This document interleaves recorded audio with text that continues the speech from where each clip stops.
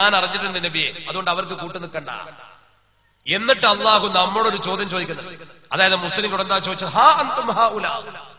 ഖുർആന്റെ ഭാഷ നോക്ക്, ഹാ അന്തും ഹാഉലാ. അവർക്ക് എന്ത് പറ്റിപ്പോയി?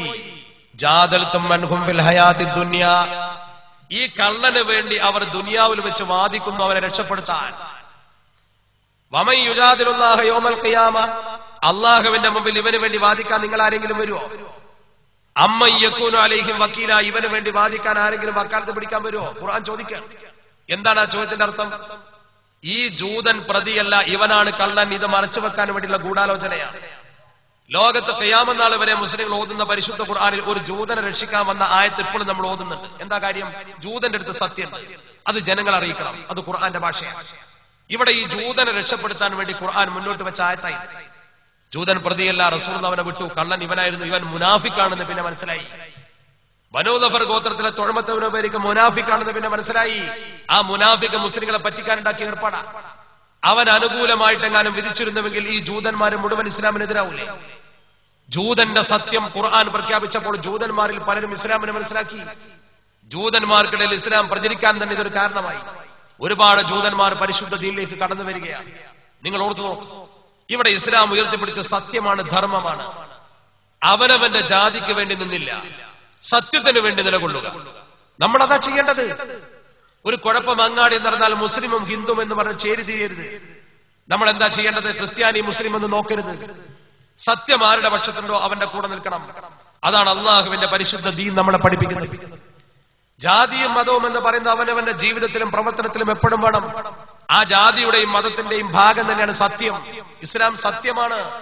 ആ സത്യത്തിനെതിരെ പ്രവർത്തിക്കുന്നവൻ ഒരിക്കലും ഇസ്ലാമിന്റെ പ്രബോധകനല്ല.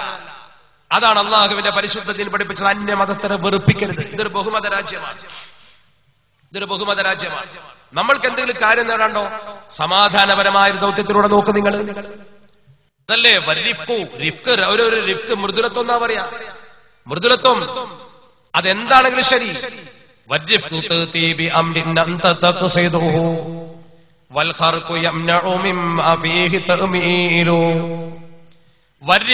മിതത്വം അഥവാ മിതവാദം, മൃദുലവാദം.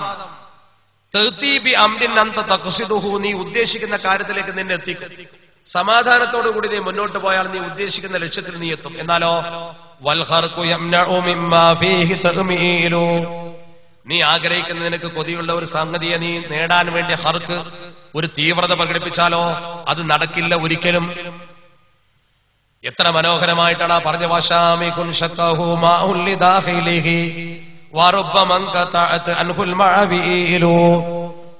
മഹമൂദുൽ കാഹിരി തങ്ങൾ എത്ര മനോഹരമായിട്ടാണ് ആ സംഭവം പറയുന്നത്.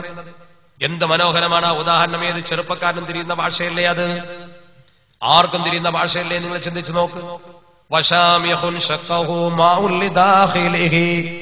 ഒരു പാറ, ആ പാറമലേക്ക് വെള്ളം ഇങ്ങനെ വീണാൽ, പാറപ്പുറത്തേക്ക് നിരന്തരമായി വെള്ളം വീണാൽ, ആ വീണ സ്ഥലത്ത് ദ്വാരം വീഴുന്നു. കണ്ടിട്ടില്ലേ? ചോലയിലൊക്കെ പാറപ്പുറത്തേക്ക് വെള്ളം നിരന്തരമായി വീണാൽ പരുപരുത്ത പാറയുടെ പുറത്തേക്ക് വെള്ളം മാത്രം വീണത് കൊണ്ട് കുഴിയായി കുഴിയായി കുഴിയായി പാറക്ക് ചാലുണ്ടാവും. കുറെ കാലം വെള്ളം വീണാൽ ആ പാറയുടെ ചാലിങ്ങനെ എന്നിട്ട് പാറ വിണ്ടു നിൽക്കും. എന്നാലോ നിരന്തരമായി വെള്ളം, മൃദുലമായ വെള്ളം നിരന്തരമായി വീണപ്പോ പാറക്ക് ദ്വാരം വന്നു. എന്നാലോ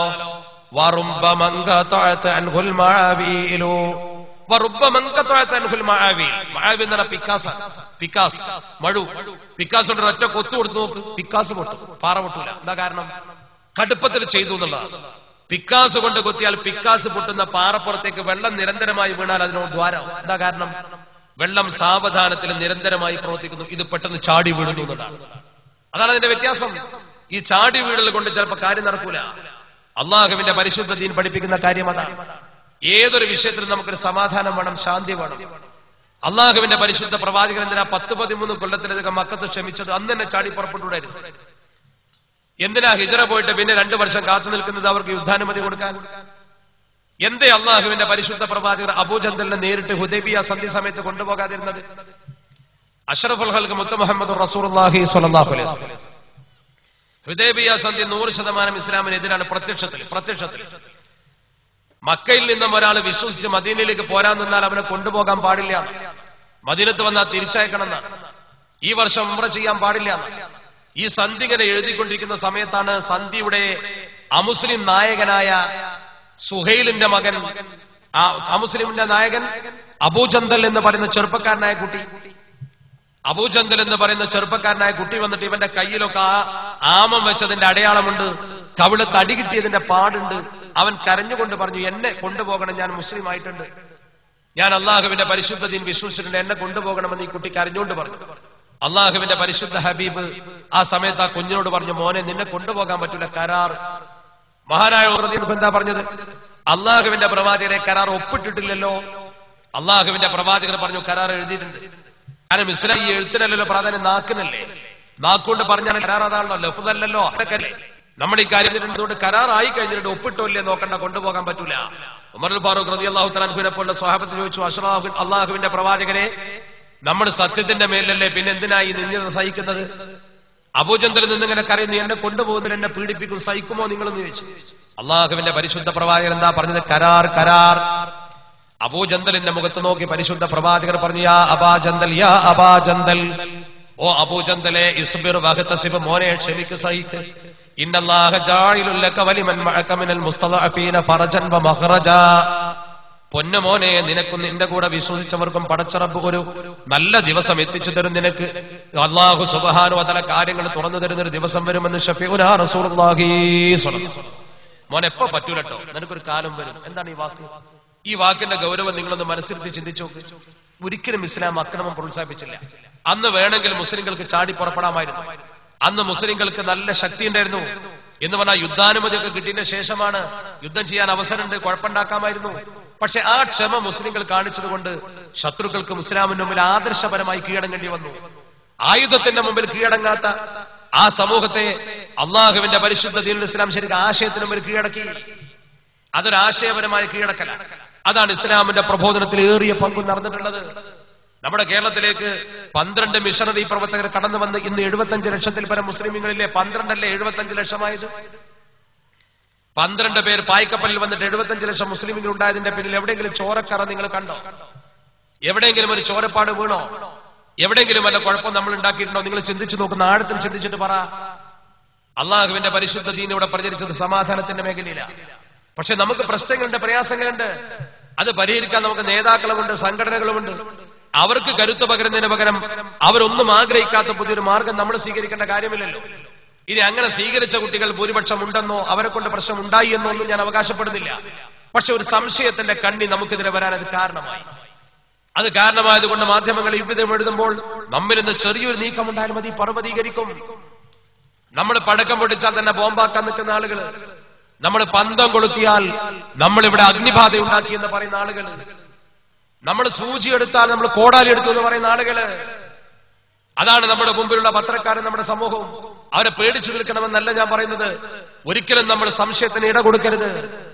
ജനങ്ങൾക്ക് മുമ്പിൽ തുറന്ന ജീവിതം നയിച്ച പ്രവാചകനാണ് നമ്മുടെ പ്രവാചകൻ അഷ്റഫുൽ ഖൽഖ് മുഹമ്മദ് മുസ്തഫ സ്വല്ലല്ലാഹു അലൈഹി വസല്ലം.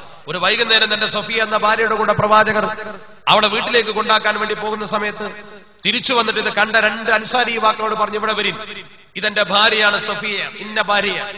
അവർ ചോദിച്ചു, യാ റസൂലല്ലാഹ്, ഞങ്ങളോട് എന്തിനെന്ന് പറയുന്നു? അള്ളാഹുവിന്റെ പ്രവാചകർ പറഞ്ഞു, പിശാച് മനുഷ്യന്റെ ഞരമ്പിലൂടെ നടക്കും, നിങ്ങൾക്കിത് മറ്റൊരു പെണ്ണാണെന്ന് തോന്നാൻ സാധ്യതയുണ്ട്. ഏതോ പർദ്ദ ധരിച്ച ഒരു പെണ്ണിന്റെ കൂടെ സന്ധ്യാസമയത്ത് പ്രവാചകർ പോയി നിങ്ങൾ കരുതിയാലോ? അള്ളാഹുവിന്റെ പ്രവാചകർ പോലും തുറന്ന ജീവിതം നയിച്ചു. ഒരിക്കലും നമുക്ക് അടച്ച ജീവിതമില്ല. നമ്മൾ അള്ളാഹുവിന്റെ പരിശുദ്ധ ദീനിനെ ഒരിക്കലും സമൂഹത്തിന് മുമ്പിൽ ഭീകരതയാക്കരുത്.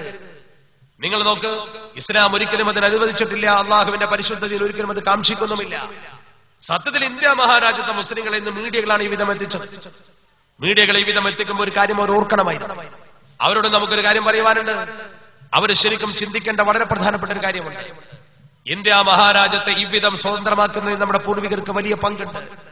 ഈ നാടെന്നൊക്കെ പറയുന്ന പ്രദേശം നിങ്ങളെ മൂക്കിന്റെ താഴെയല്ലേ കോഴിച്ചന പട്ടണം